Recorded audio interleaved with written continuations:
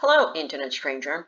If you clicked on this video, be advised that this is just yet another YouTube video going over a low-ish ELO chess game, trying to explain the thought process or lack thereof behind it. Now, this is a game I played a few weeks ago. I'm now in the mid-900s on chess.com in terms of my ELO. Back then, I was just below 900, and my opponent was at roughly the same level.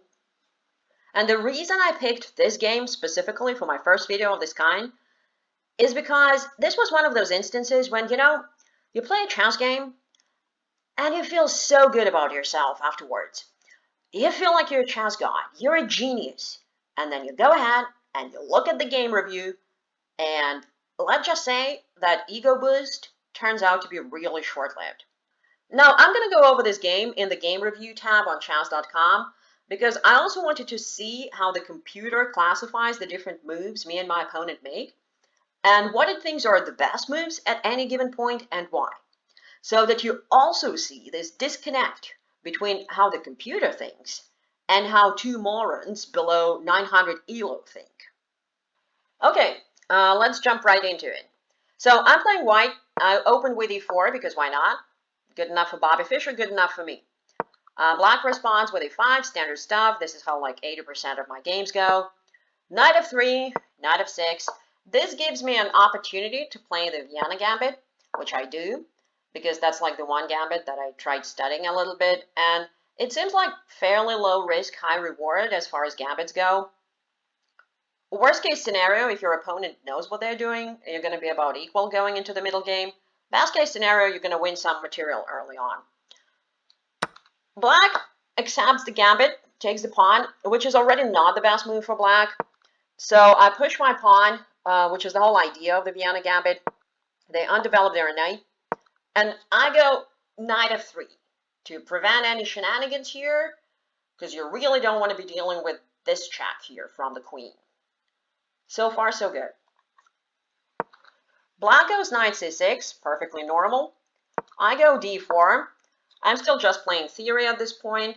I'm putting another pawn in the center, adding another defender to this pawn, and opening up this bishop that's going to be taking this pawn. My opponent pins my knight, which I don't really care about. I just take back the pawn. Although the vast move here is apparently to push this pawn, to bully this horse as well. But, this move is still perfectly reasonable. They take the pinned knight. I take back. I'm not worried about the double pawns. And you can see that the valuation bar, if anything, goes up a little bit for me. But no one's blundering so far. But that is about to change. They go f6, which the computer classifies as a mistake, which it's not immediately obvious why, but apparently this is better for black, probably because it takes up some space in the center, opens up the bishop. Anyway, I developed my bishop to c4. The computer thinks the bishop would have been better placed on d3 for reasons unknown, but the computer doesn't know that I am a chess genius, and I'm targeting this square because I'm hoping to get rid of this pawn one way or the other, and then go with my knight here, and then deliver the fork that everyone and their mother always tries to go for at this level. So my opponent takes on e5, and now I do see that my bishop is under attack, but I still want to go for the fork, because in my head, I'm thinking it's okay. I can lose this bishop, but I'm going to win this rook. I mean, presumably they're not going to hang their queen. But the problem is, this doesn't work. And this is why the computer thinks this doesn't work. It thinks that we're now going to play this sequence.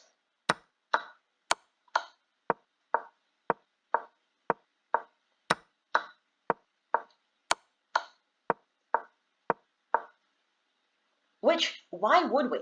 It makes no sense. But what would make sense is for my opponent to go d5. And then the fork no longer works because this bishop can no longer see this square, and now both my bishops are under attack. But this doesn't happen. My opponent doesn't see this. They do see that I'm going for the fork, so they move their knight to defend this square. I mean, pretty reasonable move, isn't it? Except it isn't, because they had something much better and they missed their chance. And now I just take this pawn and I'm better off. But heck, not for long. Now, notice that the computer actually wants me to give this check because, let me just show you what sequence it has in mind.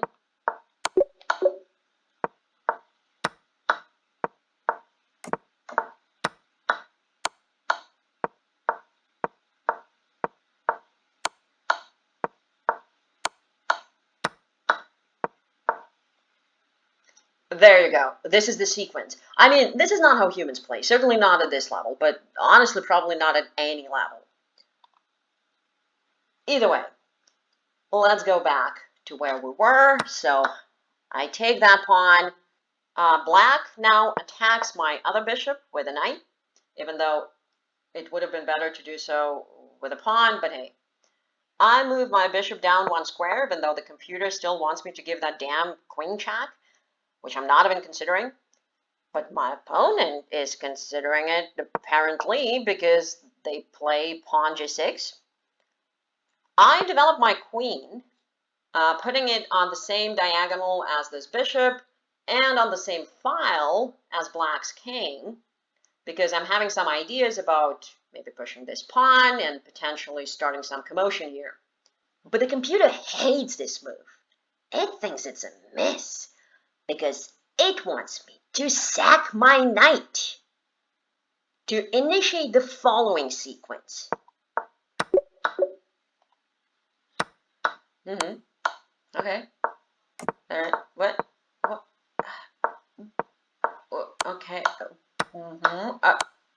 What? Huh? I mean, this sequence starts with a knight sacrifice, and at some point features a queen sacrifice, albeit a temporary one, and all that eventually somehow results in white being up 4 points of material, which couldn't have possibly happened. There's no possible world, even remotely similar to ours, in which anything like this happens. And this is not just because my opponent and I are rated below 900 ELO in this game, but it's because my opponent and I are human. We're human. We're sacks of flesh with mushy human brains, so we don't play like this. Instead, what happens is, like I said, I put my queen here, and my opponent goes pawn d6. And that's bad. And not because, as the computer says, there's no mate in 9 for me, which might come as a shock to you, but I don't see. The reason it's bad is simply because I take this pawn with a discovered check, and that was the whole point. Now, the game review classifies this as a great move, which it always does for some reason. Whenever you win free material in the most obvious way, it always goes, great move. Well, yeah, like this was also the most obvious move, too. Okay, I have a great move. I have a great move. A tremendous move. I always have the best moves. Well, not always, as we have already seen, and we'll see again soon enough. So my opponent moves out of check, but the way they do it is a mistake. And it's not classified as a blunder or anything, but I think that's because the computer thinks I'm already on my way of checkmating black. So remember, there was mate in 9, then mate in 8, and now it's actually mate in 2. Now, the problem is, I don't see it. And I should have seen it. That's not mate in 9 or 8. That's mate into. I should have seen it. Checks, captures, attacks. And by the way, we're playing a 60-minute game. We have all the time in the world. And it's a really obvious one too. Check with the bishop. The king can't go anywhere. So they have to block, and it doesn't really matter what they block with, because next move is checkmate. But, low ELO brain, I just captured with this pawn, and I want to keep capturing with this pawn. And, you know, I can see that the king can't take this pawn because of the bishop, and the queen can't take because I'm just going to take the queen. And the queen is under attack too, so they have to move it away. Except, no they don't, not according to the computer. According to the computer, they should actually take this pawn with a queen, because otherwise it's going to be mate. Depending on where you move the queen, it can be mate in 1 or mate in 2, or in this case, mate in 4. Except it isn't because I don't see it. I'm just enjoying my marginal material advantage, and I decide to trade the queens, which my opponent is happy to do. So my bishop is now attacking the rook, so the rook moves to attack the bishop. Uno reverse card. And not only does it attack my bishop, it's also pinning my bishop to my king. And so they can take it now with a check. So I defend my bishop with this knight. But I'm still very concerned about this pin. So I want to get out of it by castling as soon as possible. So this is what I'm thinking about, castling. So let's put a pin in this, pun intended.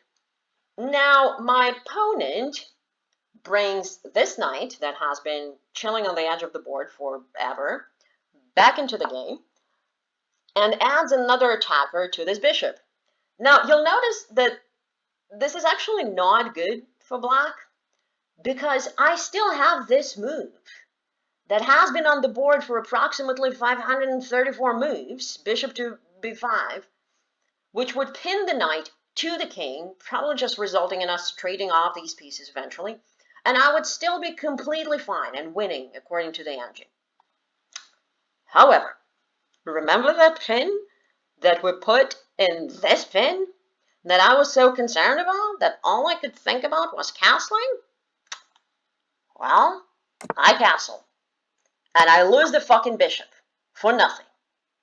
Great move again, by the way, the most obvious one. Amazing stuff. So I lose the bishop. The evaluation bar shoots down, as you can see. But back in the game, I'm still like, okay, not all is lost. I still have 2 extra pawns. Except now I don't, because look at this pawn structure. Look at this Tower of Babel. And this pawn is a gunner. It has been forever. I don't know why it's still here. At this point, it's just standing there like a pillar of shame, reminding me that I missed a mate in 2, except, of course, back in the game, it wasn't reminding me of anything because I wasn't aware that I'd missed a mate in 2. Anyway, so I'll just move my rook to this file where things are happening, because why not? But then, instead of just taking my knight, because, you know, now my opponent has a marginal material advantage, and I have a shitty pawn structure, and they're going to be taking this pawn eventually. So they should just presumably trade down the pieces and go into the endgame with a winning advantage. But instead of doing all that, my opponent moves this horse to defend this horse instead of just taking this horse. It's just a horse centipede here on the board now. And that is bad because, for one, I still have this check, bishop to b5, which I have had since the dawn of time. And if I do play it, something's going to give in black's position because now I will also have this check and whatnot. And I find it. I finally find it. And the computer says, great move. At which point I think it's just being condescending. I think it's just mocking me, like it's praising me for being able to tie my shoelaces or something. The king steps away, or rather steps forward, instead of, I don't know, putting this pawn out of its misery. I take the rook, and I'm now up 4 points of material, and life is good. And I'm threatening to eat this horse, but they eat this horse, and I eat this horse, and we're eating the horses. And the last horse runs away, it's running for its life, and it's attacking this pawn too, but I defended, and now black's bishop wakes up and attacks this pawn, which I don't particularly care about. It's like, third in line here. But this bishop is also under attack now, because the rook can see it now, which I don't even remember if I noticed at the time. But either way, instead of giving a check, which the computer wants me to do, or moving the bishop, I kick the knight with this pawn. And I'm already thinking about maybe doubling up my rooks here. I want to clear the file for them. But in retrospect, this also kind of takes care of the bishop situation. Because if takes and say takes and takes and takes, I'm not even worse off after all these trades. But none of this happens. Instead, the knight moves away, attacking the rook. I slide the rook down 1 square. And then my opponent decides, now it's time. It's finally time to take this pawn. Which apparently is the best move for black in this position. I give a check, bring one of my rooks to the 7th rank. They move their king closer to my pieces because maybe they think they're forking them. But I have rook e1, which I was already thinking about, so I played. Now everything's defended here. Now black takes that pawn that they wanted to take and that I gave up on, but I don't care because I'm sensing blood. I give a check. The king has to move. I bring my 2nd rook to the 7th rank. Pigs on the 7th, let's go! Even though the computer doesn't like this move all that much, because again, it sees a marginally better sequence that nobody else is seeing, but who cares? Black brings up their horse to attack one of the rooks, but I move it away with a check. And now I'm moving my bishop out of the way because I don't want to be worried about having to defend it up there. And apparently it is the best move. And now my opponent moves their knight here because they think they're forking my rooks and also this pawn here. But the problem is I have this check or that check. It doesn't really matter, although the computer thinks it does. And now the king has to move and I can take the last horse standing. Also with a discovered check from the bishop, incidentally, which wasn't even intentional. And the computer, by the way, it doesn't think taking is the best move because there's mate in 3 if I move my rook somewhere else. But I don't care. I'm just cleaning up at this point because I don't want to blunder one of my rooks to the horse, which can happen and has happened in very similar positions. So I take the horse, I bring back my rook, and now it's a matter of time. I will be mating soon. Black can't stop it. They can only delay it for a little bit, and they try doing so by giving this check. I step away while also attacking their rook. And as their last move, they choose to attack this pawn, which I obviously don't care about because I do see mate in 1. This was the plan. And here we go. GG. So I finished this game, and I felt so good about myself. I was like, yeah, I did blunder that bishop, but I did come back from it, and I did deliver a satisfying checkmate. And I thought that both me and my opponent played fairly well. I felt like we played mostly precisely, besides that one obvious blunder. And so I couldn't wait to see what the chess.com game review was going to say. And so I go ahead, and I spend my 1 daily review, because I'm not paying for chess.com. I spent my 1 daily review on this game, so that I can feel even better about myself. And oh no, oh no, oh no.